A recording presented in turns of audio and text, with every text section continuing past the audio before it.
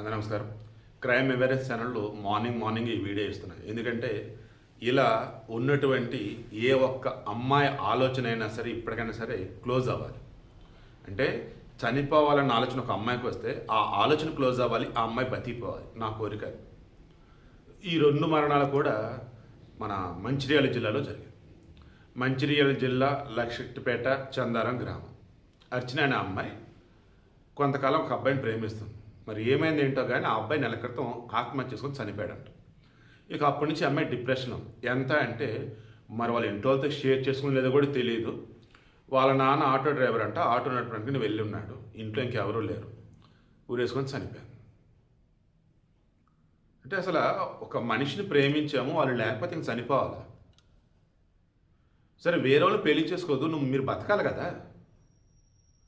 పోనీ నిజంగా మనం ఎవరిని ప్రేమించామంటే వాళ్ళు అకస్మాత్తుగా చనిపోయారు అంటే వాళ్ళకంటూ కొన్ని గోల్స్ ఉంటాయి కదా, అప్పుడు అవన్నీ మనం ఫుల్ఫిల్ చేద్దాం. చనిపోవటం ఏంటండి? కన్నోళ్ళు ఏమైపోవాలి? ఏ సమాధానం చెప్పుకోవాలి ఈ సమాజానికి వాళ్ళు? అన్నీ కూడా బిడ్డలే ప్రాణం అన్నట్టుగా తల్లిదండ్రులు పెంచితే చివరికి మనం ఎవరి కోసం చనిపోతూ ఉంటే ఏంటండి? ఇక రెండో అమ్మాయి బీఫార్మసీ చదివింది, 26 సంవత్సరాల వయసు. పేరు వచ్చేసి మాధవి. ఈ అమ్మాయి వచ్చేసి బాలేష్ అండ్ రాజేశ్వరి దంపతులకి 4వ బిడ్డ. వాళ్ళకి 4 ఆడపిల్లలు, ఒక అబ్బాయి.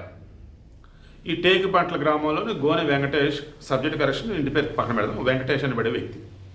ఇతను సింగరేణిలో కార్మికుడిగా పనిచేస్తున్నాడు. ఈ అమ్మాయి వెనుక 2 సంవత్సరాలు పడుతున్నాడు అంట. బాబు అవ్వదా బాబు అని చెప్పినా సరే వినట్లేదు. 2 సంవత్సరాలు సింగరేణిలో జాబ్ చేస్తున్నాడు.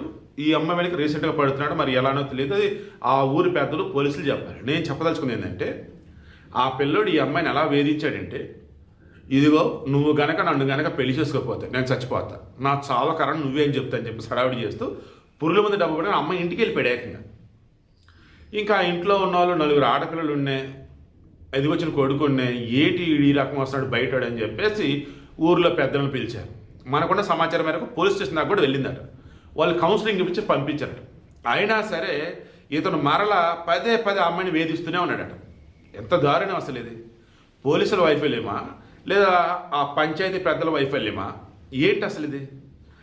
ఈ అమ్మాయి చెప్పిన దాని ప్రకారం ఏంటంటే, ఈ వెంకటేష్ వాళ్ళ అమ్మ శంకరమ్మ, అక్క శైలజ ఉన్నారు. వాళ్ళు సైతం మా అబ్బాయికి ఏమన్నా అయితే నీదే బాధ్యత, జాగ్రత్త అదనేది ఈ అమ్మాయికి వార్నింగ్ అంట. అతను చేసుకోవటం ఈ అమ్మాయికి ఇష్టం అలా. వీళ్ళ ఇంట్లో కూడా వద్దన్నారు, కౌన్సిలింగ్ ఇచ్చారు. ఆయన కూడా పదే అతను వచ్చి ఈమెనే వేధిస్తున్నాడు. ఈ అమ్మాయి వద్దురా బాబునే వినట్లేదు. వినకపోగా మీ ఓడిని కంట్రోల్లో పెట్టుకుంటే లేదు మా ఓడికి ఏం తక్కువ, వాడికి ఏదైనా జరిగితే నీదే బాధ్యత ఈ అమ్మాయిని అంటారు. ఇక దాంతో తట్టుకోలేక నిన్న ఇంట్లో ఫ్యాన్ కురుసుకొని చనిపోయింది. వేసుకునేటప్పుడు చిన్నది రాసింది, నా చావు కారణం వెంకటేషే, వాడు పదే నా మీద నిందలు వేస్తున్నాడు, నేను నిందలు తట్టుకోలేకపోతున్నా, వాళ్ళకి శిక్ష పడాలి అని చెప్పేసి చనిపోయింది. చనిపోయింది ఎవరు? శిక్ష ఎవరికి పడింది? పోలీసులకి అండ్ ఊరి పెద్దలకు చెప్తున్నా, ఒక ఆడపిల్ల కానీ మగపిల్లడు కానీ ఇటువంటి ఇష్యూస్తో మీ దాకా వస్తే సాల్వ్ చేయండి తప్ప కొత్త సమస్యలు క్రియేట్ చేయకండి. అండ్ ఆడవాళ్ళైనా మగవాళ్ళైనా ఒక్కసారి నో అంటే నో అని వాళ్ళని వేధించవద్దు. అన్నింటికి మించి ఆ అబ్బాయి తరఫు పేరెంట్స్ అయినా, అమ్మాయి తరఫు పేరెంట్స్ అయినా, వాళ్ళ ఫ్యామిలీ మెంబర్స్ అయినా మీ ఇంట్లో పిల్లలకి చెప్పుకోండి, మన వల్ల ఎదుటి వాళ్ళు ఇబ్బంది పడకూడదు అని. అంతే తప్ప మా వాళ్ళకి ఏం తక్కువ, మా వాడికి ఏం తక్కువ, మా అమ్మాయికి ఏం తక్కువ ఇలా చేసి అవతల టార్చర్ పెట్టకండి.